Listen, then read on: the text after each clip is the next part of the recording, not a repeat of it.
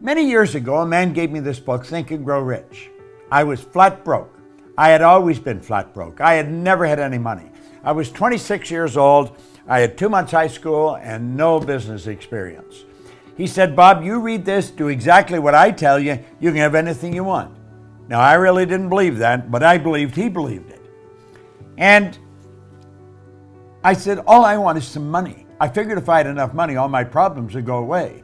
See, I was earning $4,000 a year, but I owed $6,000. If I had paid every cent I owned or earned in 18 months, I would have just broken even. So I really didn't think I was going to be able to change that. Do you know, within a year, I was earning $15,000 a month. I went from $4,000 a year to $15,000 a month within a year. Now, I hadn't got that much smarter. You don't have to be very smart to earn money, but you do have to understand some basic rules. And that's what I want to talk to you about. You see, the truth is, you can earn as much every month as you're presently earning in a year. We can show you how to turn your annual income into a monthly income. Now, that may sound like a gross exaggeration, but it is really not. It's the way it happens. Now, here's something that I read in this book when I first started to study it, and I first started to earn some money. It was by Napoleon Hill, and it's called Big Money. Listen very carefully, because when this is done, I'm going to show you how you can execute this. Napoleon Hill said, when money comes in quantities known as the big money, it flows to the one who accumulates it as easily as water flows downhill. Now, he says there exists a great stream of power, which can be compared to a river, except that one side flows in one direction, carrying all who get into that side of the stream onward and upward to wealth, and the other side flows in the opposite direction, carrying all who are unfortunate enough to get into that side and not able to extricate themselves from it, downward to misery and poverty. Now, he said every person who has accumulated a great fortune has recognized the existence of this stream of life. It consists of one's thinking process. The positive emotions of thought form the side of the stream which carries one to fortune. The negative emotions form the side which carries one down to poverty. Now, he said this carries a thought of stupendous importance to the person who is following what we're talking about here with the object of accumulating a fortune.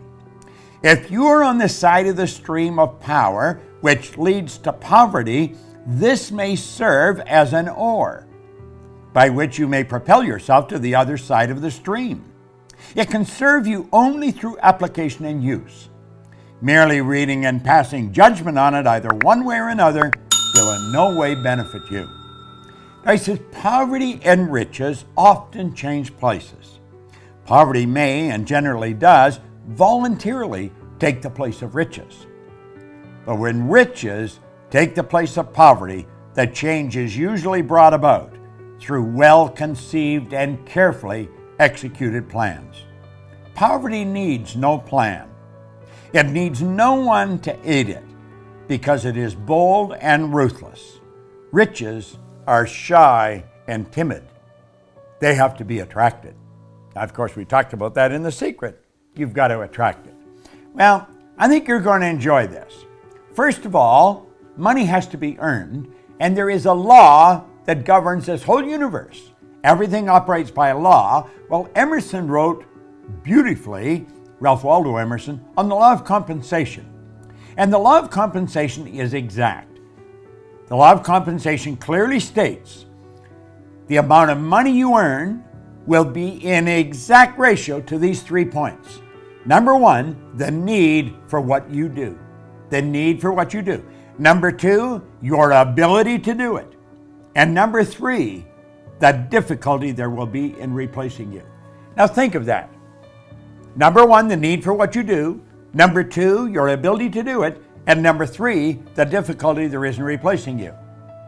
Now, odds are pretty good. The need for what you do is already there. You don't have to do anything about that.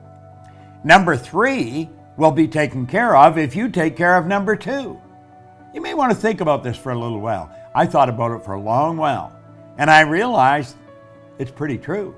So you see, you only have to focus on one of those 3 points, and that is number two. your ability to do it. Whatever you're doing, you want to get better at it. Just keep working at getting better at what you're doing. And there isn't any competition. You're the only competition you're ever going to have. Master whatever you do. Master it. Now, I want you to think of this. There are only 3 strategies for earning money. Just 3 strategies. Pay close attention. It's M1, M2, and M3. Now, before I start into them, here's something you want to burn into your mind. If you don't teach your children how to earn money, odds are pretty good they're not going to learn. School does not teach us how to earn money. You can go all the way through school. You can go to Harvard, Oxford, Stanford. Won't matter. They do not teach you how to earn it. They'll teach you how to invest it. They'll teach you how to store it. They'll teach you how to count it, but they do not teach you how to earn it. Now, there's 3 strategies. If you're going to teach your children, you teach them number 3. But let's start with number 1. Number 1 strategy is used by 96% of the population, and it won't work. It never has worked. This is where you trade your time for money. You see, this strategy has an inherent problem. It's called saturation.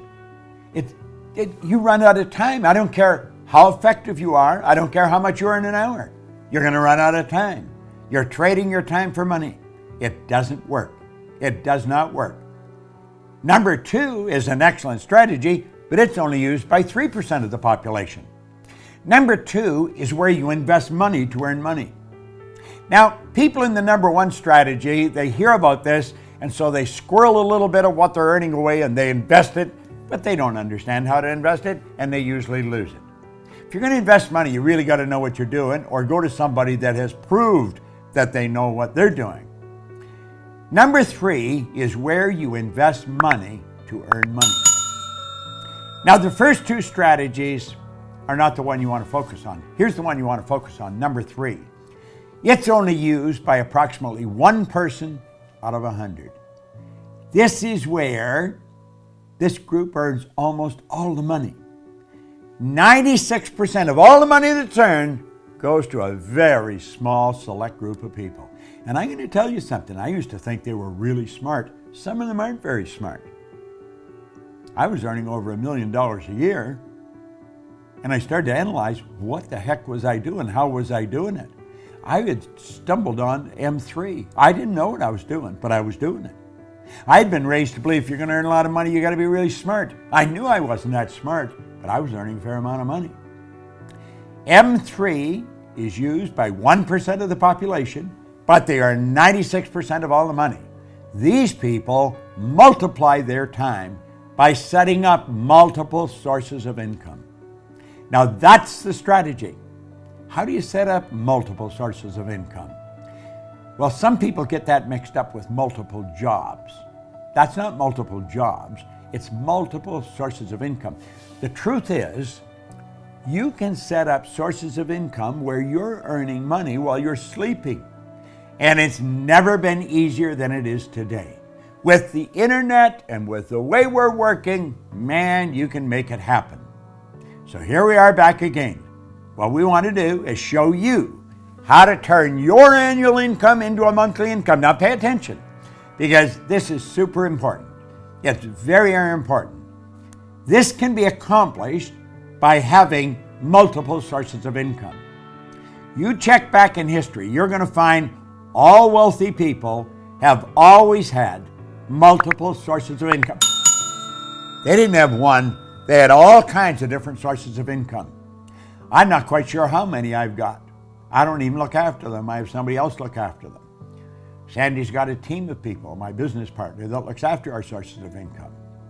Now keep standing here. Listen to what we're saying. Our world is changing. Make no mistake about it.